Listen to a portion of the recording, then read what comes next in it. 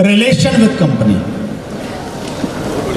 Company के साथ हमारा रिलेशन कैसा होना चाहिए?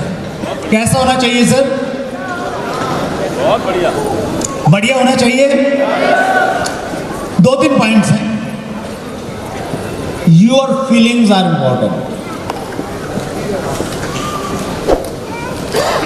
आप क्या सोच रहे हैं, लेवल क्या है वो इंपॉर्टेंट नहीं है।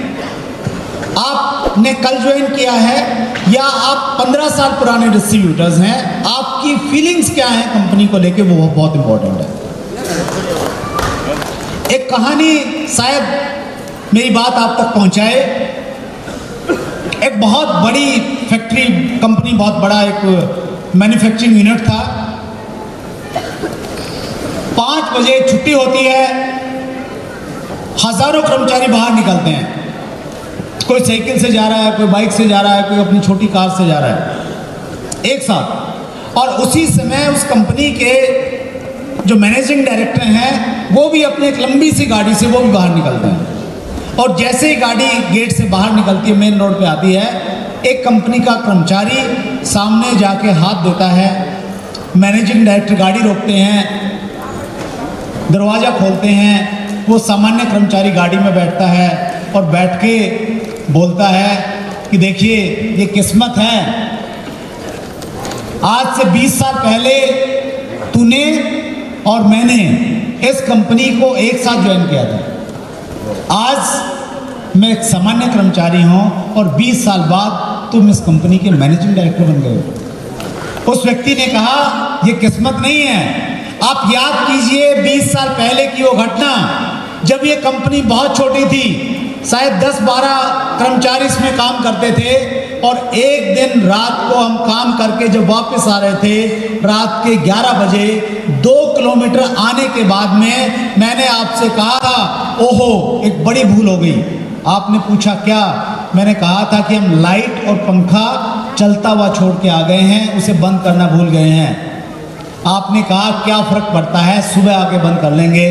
आप जाके सो गए थे, मैं पैदल वापस गया था, उसे बंद करके आया था। मैं उस समय भी मानता था कि मैं इस कंपनी का मैनेजिंग डायरेक्टर हूं।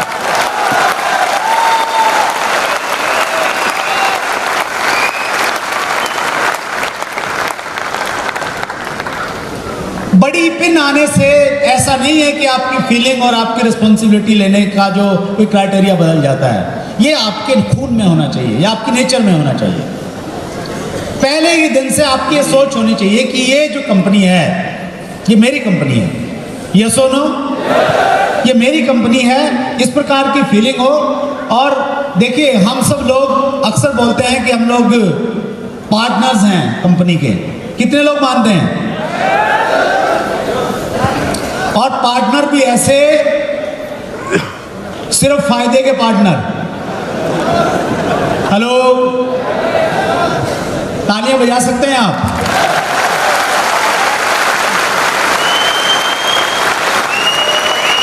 ऐसी और कहीं पार्टनरशिप मिलेगी नहीं। पार्टनरशिप का मतलब ये है कि भाई फायदा हो गया तो वो भी, और नुकसान हो गया तो वो भी बटेगा, जो हमारी टर्म्स कंडीशन है।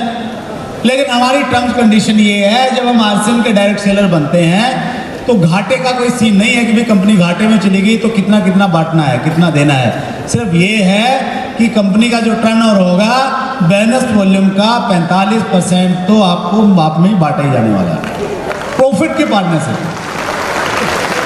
तो हमें और एक लेवल ऊपर चढ़ के काम करना चाहिए सर। यस, तो वो एक फीलिंग होनी चाहिए। और ये देखिए, ये वाला एटीट्यूड हमारा होना चाहिए।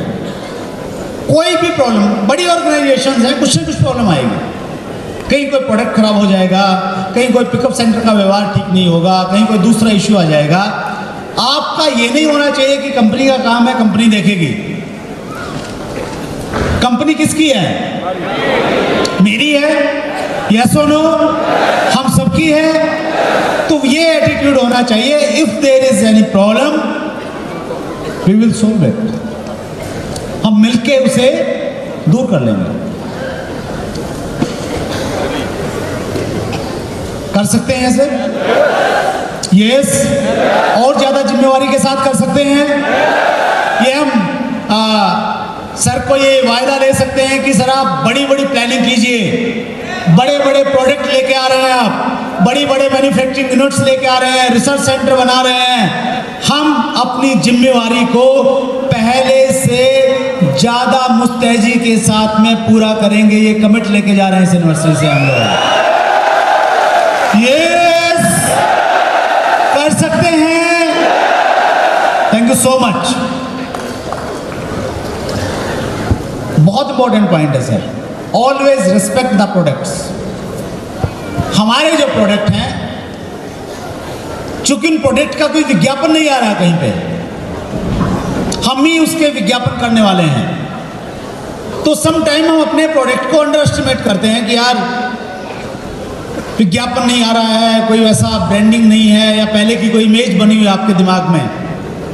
टीसी सर ने बताया कि किस प्रकार लोगों का जो परसेप्शंस है वो आरसीएम के प्रोडक्ट के ऊपर बदल रहा है।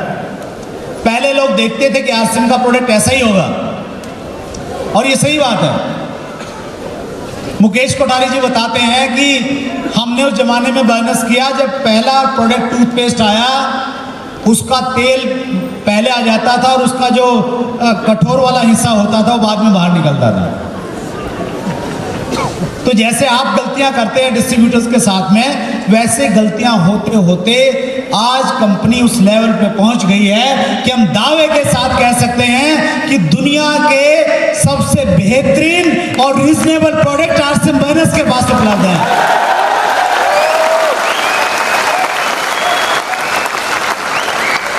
और मैं बहुत विश्वास के साथ, जोश में नहीं बोल रहा हूं, बहुत हौस में, बहुत जिम्मेवारी के साथ में बोल रहा हूं। मैं एसोसिएशन का हिस्सा हूं, नेशनल और इंटरनेशनल की बहुत साल, ऑलमोस्ट कंपनियों को मैं बड़ी नज़दीक से जान गया पिछले 6-7 साल में। हमारे पास में जिस प्रकार का प्रोडक्ट है, जितनी वैरायटी है, जो क्वालिटी है, जो उसके रेट्स हैं, जो उसके स्टैंडर्ड्स हैं, जो उसमें से बिजनेस वॉल्यूम दिया जाता है, दुनिया की किसी कंपनी के पास में न है और न हो सकता है।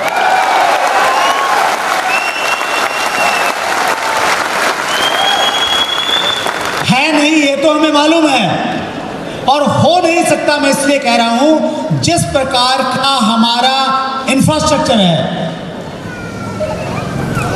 मैन्युफैक्चरिंग प्लांट्स हैं, अपने खुद के डिपो हैं, कोई सोच भी नहीं सकता।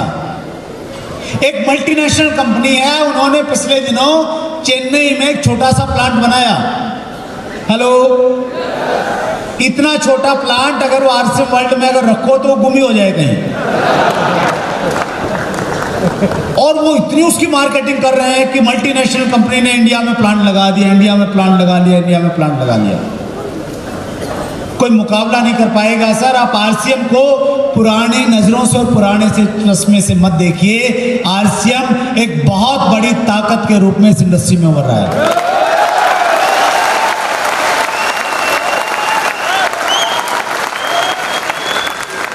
कितने लोग मानते हैं ये? और देखिए, इतिहास अपने आप को दोहराता है। लोग आएंगे चले जाएंगे, जिनके पास विजन है, जिनके पास ये विश्वास है कि हमारा नंबर 1 प्रोडक्ट है, नंबर 1 मैनेजमेंट है, वही आने वाले समय में इस लाखों करोड़ रुपए की इंडस्ट्री को लीड करेंगे। वही लोग डायरेक्शन देने वाले हैं, और आप वो हो सकते हैं।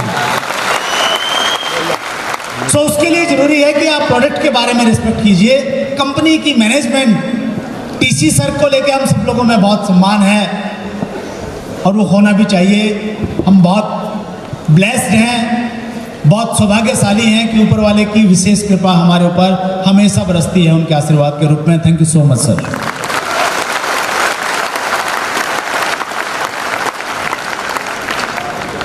सर, ये जो इंडस्ट्री है ना, ये दिखावे की थोड़ा ज़्यादा इंडस्ट्री है, मानते हैं आप? हमारे यहाँ पे लोगों को बताया जाता है कि कार बिल्कुल नहीं लेनी है।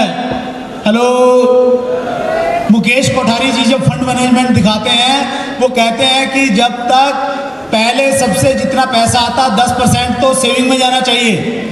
हेलो, दूसरे लोग ये सिखाते हैं कि जितना भी आता है पहले तो 10% दे के कार ले लो, बाकी किस्तें जाती रहेंगी। जहां इतनी दिखावटी चीजें हैं, इतने दिखावटीपन है, उन दिखावटीपनों के बाद में इतनी सिंपलिसिटी और इतनी बड़ी पर्सनैलिटी हमारी मैनेजिंग डायरेक्टर हैं, इससे बड़ी सौगात ऊपर वाला हमें कोई नहीं दे सकता।